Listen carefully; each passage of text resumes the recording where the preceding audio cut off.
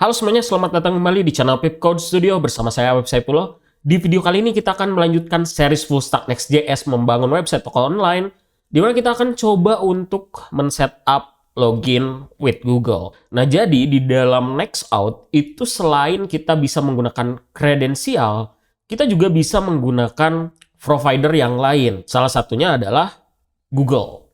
Nah, untuk men-setupnya, pertama kita perlu menyiapkan client ID dan client secret. Untuk mendapatkannya, kita cari Google Developer Console. Nah, ini ada Google Developer Console, masuk. Nah, kalau sudah, tinggal langsung aja create project. Nah, lalu di sini projectnya apa? Misalnya di sini toko online ku boleh gitu ya, atau mau disesuaikan dengan hostingnya nanti, yaitu adalah Pip Store misalnya.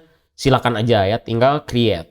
Nah, kemudian masuk ke API service, lalu ada kredensial ya. Nah, di sini kita akan buat kredensialnya, tapi pastikan di sini projectnya sudah sesuai dengan yang tadi teman-teman pilih ya. Nah, sebelum bikin kredensial, ada satu hal yang perlu kita setup, yaitu adalah OAuth consent screen. Nah, di sini katanya digunakan internal atau eksternal. Kita gunakan eksternal, kita create. Lalu di sini app information-nya, misalnya Pip Store.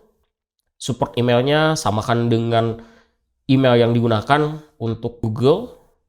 Nah, ini app logo biarkan aja, app domain juga biarkan saja. Tinggal kita tambahkan di bawahnya untuk developer kontaknya. Tinggal kita save and continue. Nah, kalau ini tinggal lanjut lagi aja, save and continue, dan ini tinggal back to dashboard. Lalu klik publish app. Oke, kemudian kita masuk ke kredensial.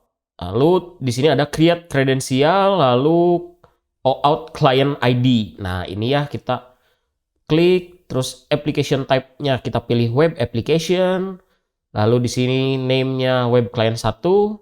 Nah, lalu authorize JavaScript origin. Kalau yang ini kita perlu tambahkan, yang pertama adalah localhost 3000, dan yang kedua yang kita hosting, yaitu ada di https://pipstore.vercel.app.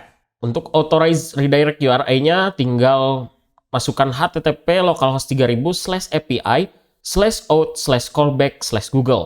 Dan yang satu lagi ini juga sama, tapi diubah aja untuk domainnya jadi https://pipstore.vercel.app /api/auth/callback/google. Ini tinggal di create dan nanti otomatis akan di generate untuk credentialsnya. Nah, ini akan muncul untuk client ID dan client secret. Ini akan kita kopikan ke dalam env kita. Kita masuk ke env lokal, kita tambahkan di sini Google _OAuth_client_ID sama dengan, nah ini kita paste ke sini. Lalu yang kedua adalah Google_OAuth_client_secret. Nah, kita balik lagi, kita copy yang client secret, paste ke sini. Nah, ini sudah untuk kredensialnya. Sekarang kita masuk ke bagian Nextout. Di dalam Nextout, kita bisa panggil di dalam provider. Ya, ini hati-hati untuk tutupnya ya. Kita panggil Google Provider. Nah, kemudian juga mungkin kita bisa panggil di sini import Google Provider from Nextout/provider/Google. Nah, lalu di dalamnya kita berikan parameter berupa option. Optionnya itu yang pertama ada client ID. Client ID-nya kita ambil dari process.env.google_OAuth_client_ID.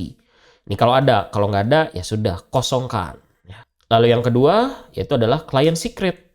Nah, isinya adalah process.env.google_OAuth_client_secret atau kosong. Nah, di sini kita cek if account tanda tanya provider sama dengan Google, maka kita akan const data sama dengan full name diambil dari user.name, lalu email kita ambil dari user.email, dan tipenya di sini kita berikan Google. Untuk data yang lain nanti kita belakangan aja, seperti gambar itu juga kita bisa ambil ya. Tapi untuk sementara kita butuh full name dan email aja ya. Nah, lalu kita akan siapkan untuk fungsi login with Google-nya ya. Untuk login with Google mungkin kita simpan dulu di dalam Firebase. Nanti kita akan coba untuk lakukan refactor ya, supaya nanti codingannya makin rapi. Tapi sementara kita simpan dulu di sini supaya cepat. Saya tinggal export asynchronous function login with Google, yang mana nanti dia menerima data, kita berikan any dulu, kemudian ada callback. Callback ini function. Nah, lalu kita akan lakukan query, hampir sama seperti yang kita lakukan ketika sign in. Jadi ini mungkin bisa saya kopikan dari query sampai snapshot sampai datanya. Oke, ini email saya ubah jadi data.email. Oke, mungkin ini jangan data tapi user ya, supaya tidak bentrok. Dan di sini tinggal dicek if user.length lebih dari 0. Kalau datanya sudah ada di dalam database, ya sudah, saya tinggal callback aja. Data diambil dari user 0 ya. Oke, ini mungkin langsung user 0 juga bisa ya. Nah, jadi data usernya nanti yang kita kirimkan. Dan di sini kalau misalkan belum ada di dalam database, saya akan set row-nya sebagai member. Kemudian di sini await, add document, collection, Firestore, dari collection user, dan kita tinggal kirimkan data. Then saya tinggal callback data. Oke, tinggal saya panggil di sini await login with Google data ya, parameter yang pertama. Parameter yang kedua yaitu adalah callback. Callbacknya di sini tinggal saya bikin kayak gini. Ya, dia akan menerima data pastinya. Kita tulis any aja dulu sementara. Tinggal kita assign token.email sama dengan data.email, lalu token dot full name, kita isi data dot full name, lalu token dot role, kita isi data dot role. Oke ya, jadi sudah untuk login with Google-nya di sini ditentukan sudah. Untuk fungsinya sudah selesai ya. Nah, sekarang kita tinggal bikin buttonnya. Ya, kita coba aja npm run dev. Lalu kita masuk ke localhost 3000. Kita coba login. Nah, ini sudah ada untuk tampilannya, tapi kita akan coba untuk bikin di sini, mungkin saya tambahkannya di bagian komponen, views, login, index. Lalu di sini div lagi, lalu di dalamnya adalah button login with Google. Oke, ini ada di luar kontainernya. Mungkin kita masukkan aja ini ke dalam kontainernya. Nah, dia masuk ya. Kita tambahkan mungkin HR di sini sebagai divider nantinya. Terus mungkin saya kasih kelas name styles dot login underscore form underscore divider. Dan yang ini mungkin saya tambahkan lagi kelas name styles login underscore form underscore other ya. Dan di sini mungkin saya tambahkan kelas name styles dot login underscore form underscore other underscore button. Oke, tinggal saya panggil di sini di dalam form dan divider. Mungkin saya tambahkan martop 20 pixel. Oke, ini harusnya underscore-nya 2. Nah, sudah muncul. Dividernya mungkin saya berikan margin bottom 20 pixel juga. Oke, sudah ada. Lalu di sini other, mungkin saya kasih width-nya 100% biar sama dengan formnya nanti. Nah, lalu yang di dalamnya ada buttonnya bisa saya kopikan dari yang bagian atas. Nah, ini ya, jadi sama dengan button yang ini. Kalau kita cek, ada login with Google. Nah, mungkin ini biar makin bagus, kita berikan logo lah ya. Nah, untuk nambahkan logo biasanya biar gampang, kita gunakan library tambahan aja. Ada namanya box icons ya. Ini bisa kita coba lihat usage-nya. Nah, buat pakainya kita bisa panggil dia sebagai font ya. Ini tinggal kita copy aja untuk CSS-nya. Lalu mungkin kita simpan di sini, kita bikin tag head. Nah, ini import dari next head, lalu tambahkan di sini ya, untuk linknya. Nah, lalu kita masuk lagi ke bagian luarnya, terus kita cari ya Google di sini. Nah, ini sudah ada Google. Kita lihat cara pakainya. Kalau dia sebagai font, tinggal kita kopikan yang ini. Ya. Ada tag i diberikan kelas bx dan bxl Google. Ya. Kita coba panggil di bagian login. Nah, di sini saya panggil. Ini bisa kita bikin self closing tag. Ini bukan login, harusnya i. Lalu ini class name. Kita lihat, nah sudah muncul ya untuk icon Google-nya ya. Tinggal kita mungkin rapihkan sedikit. Ini juga mungkin padding-nya saya akan tambahkan ya, jangan 10 pixel lah. Kita tambahkan 15 pixel misalnya. Nah, biar agak besar sedikit.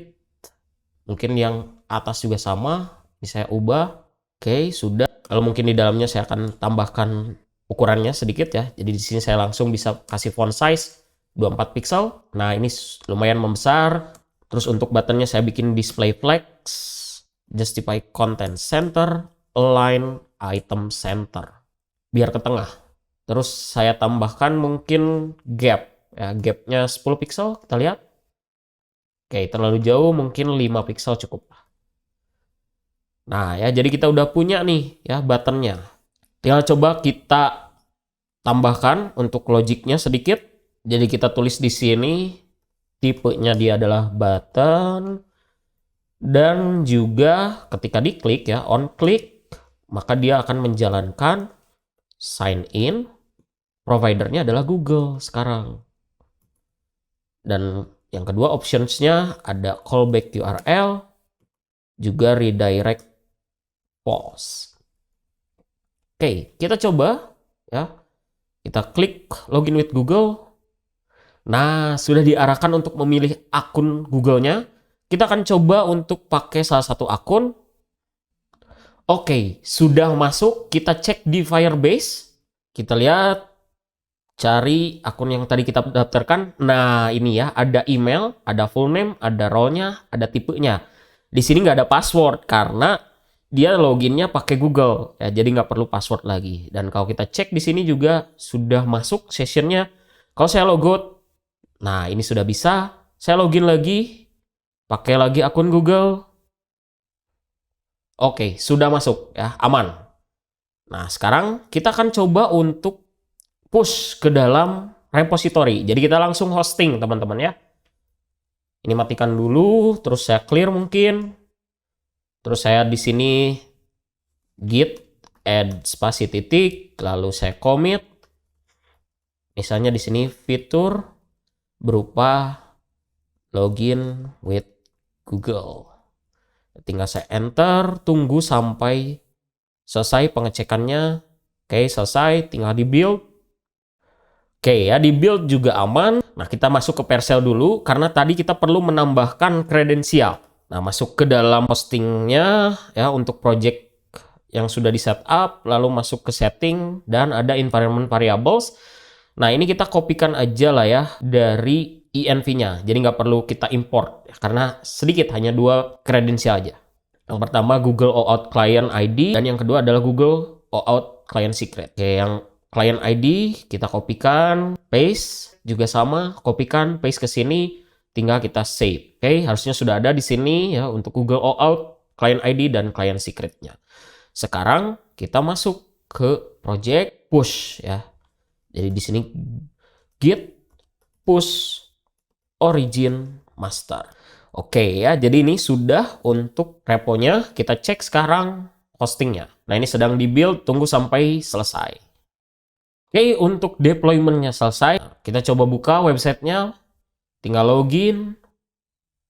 Nah ini sudah ada login with Google, saya klik di sini. Oke, sudah bisa untuk memilih akun. Dan tinggal kita pilih untuk akunnya. Dan ya, sudah bisa masuk ya menggunakan Google. Jadi konsepnya adalah kalau misalkan akunnya sudah ada di database, ya nanti dia akan ngeceknya ke database-nya. Ya, tapi kalau misalnya akunnya belum ada di database, dia akan sekaligus meregister akun tersebut, lalu kita bisa gunakan untuk login. Jadi mungkin itu ya untuk login with Google di dalam project full stack Next.js kita untuk website toko online kita. Nah, mungkin di video berikutnya kita akan coba untuk merapikan codingan-codingan out yang sudah kita buat sebelumnya ya, supaya nanti lebih rapih lagi ya untuk struktur foldernya. Kita akan melakukan yang namanya refactoring. Untuk itu jangan lupa untuk subscribe, comment, like, dan share video ini. Kita ketemu lagi di video berikutnya.